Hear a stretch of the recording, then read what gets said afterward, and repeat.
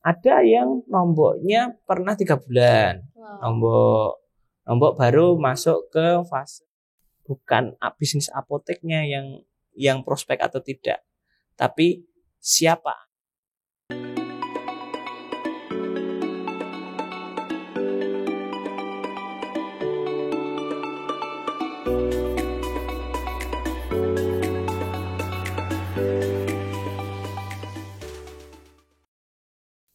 Pertanyaan selanjutnya dari Husnul, apoteker Husnul. Apoteker Husnul. Iya. Tips untuk meningkatkan kunjungan apotek baru. Apakah wajar jika awal-awal bulan buka apotek harus nombok dulu karena modal obat belum berputar maksimal? Wajar nggak tuh Pak kalau misalnya nombok di awal-awal? Pertanyaan yang bagus sekali gitu ya. Hai Sobat Sukses, ingin jadi pebisnis apotek sukses? Yuk pelajari ilmunya lebih detail, rinci dan mendalam di video eksklusif Belajar Bisnis Apotek. Caranya, klik tombol gabung di bawah video ini ya. Kami tunggu partisipasimu untuk bisa jadi pengusaha apotek yang kuat dan besar bersama apoteker Andi Eko Wibowo dengan ilmu berbisnis apoteknya selama bertahun-tahun. Saya ada beberapa pengalaman. Dan ada pengalaman guru saya juga gitu ya. Jadi di dalam siklus marketing itu ini teorinya Brad Sugar ya. Brad Sugar itu bahwa orang marketing itu kan sebenarnya tugasnya adalah 3. Adalah meningkatkan jumlah pelanggan, meningkatkan jumlah omset, dan meningkatkan jumlah profit. Tapi kalau Anda fokus meningkatkan jumlah pelanggan, maka Anda tidak boleh fokus meningkatkan jumlah pelanggan ini gitu. Meningkatkan jumlah pelanggan ini gimana caranya? Maka Anda berfokus di 2 cara. Yang pertama adalah meningkatkan jumlah orang yang tahu apotek Anda dan datang, dan orang yang datang itu beli di apotek Anda. Itu maka meningkatkan jumlah pelanggan. Ini pertanyaan apoteker Husnul itu di sini kan? Ya, itu di sini gitu. Kalau Anda itu meningkatkan jumlah omset, maka Anda fokusnya harusnya adalah bagaimana agar orang yang datang itu beli lagi. Dan bagaimana orang yang beli lagi itu beli lebih banyak. Itu fokus ketika Anda meningkatkan omset. Ketika Anda meningkatkan profit, maka fokusnya adalah meningkatkan margin keuntungan. Harus fokusnya yang harus dieksekusi adalah itu. Nah, di pertanyaan Husnul tadi adalah apa tadi? Tadi pertanyaan kalau nombok di awal itu apakah wajar? Ada beberapa pengalaman di apotek saya itu ada yang nomboknya pernah 3 bulan. Nombok baru masuk ke fase break even point. Kemudian ada juga di apotek lainnya itu 1 bulan itu udah mendapatkan keuntungan, mendapatkan profit itu. Itu yang apotek lain tuh. Itu apotek lain mendapatkan profit.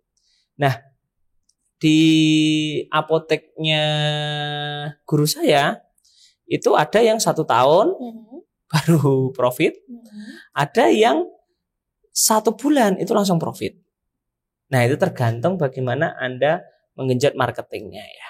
Itu. Jadi siklus 3 ini yang harus teman-teman bagaimana seberapa keras ini dilakukan, strategi-strateginya dilakukan. Bagaimana contohnya? Itu kita bahas ini bagaimana agar lead pelanggannya banyak. Itu kan tadi 2 tadi meningkatkan orang yang tahu dan datang, dan meningkatkan orang yang datang itu beli gitu. Nah, itu bagaimana caranya? Itu di video eksklusif juga ada. Itu silahkan untuk berlangganan digabung di level 3 ya. Iya, di level 3 itu. Itu mungkin saya rasa Mbak Ruth. Oke. Baik, pertanyaan yang terakhir dari Mustika Lestari ini lebih dia pengen Bapak meramal kayaknya. Ini gimana nih Pak prospek bisnis apotek ke depan? Saya baru 1 tahun nih buka apotek. Oh itu gitu. Ya. Banyak orang pesimis ya di organisasi profesi kami gitu. Itu banyak orang yang pesimis bahwa bisnis apotek itu regulasinya ribet, kemudian banyak sekali tantangan-tantangan, banyak sekali aturan-aturan yang strict seperti itu. Itu orang yang menyikapi dengan pesimis. Kemudian ada orang yang menyikapi dengan optimis. Kalau saya tidak berdebat lah.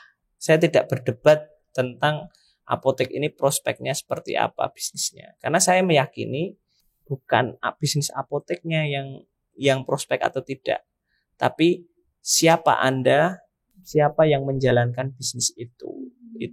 Jadi siapa itu yang bisa sukses dalam berbisnis apotek itu adalah Anda yang menjalankan bisnis apoteknya itu. Jadi bukan bisnisnya. Kalau Anda mau mengatakan bisnis apotek prospeknya bagus atau tidak itu saya rasa kurang tepat karena ada bisnis apotek yang rame, ada bisnis apotek yang sepi. Itu sama aja kayak bisnis mie ayam yang rame dan bisnis mie ayam yang sepi gitu kan. Itu jadi bagaimana orang yang di dalamnya itu menjalankan bisnisnya. Saya rasa jawaban ini jawaban diplomatis ya. Karena gini ya.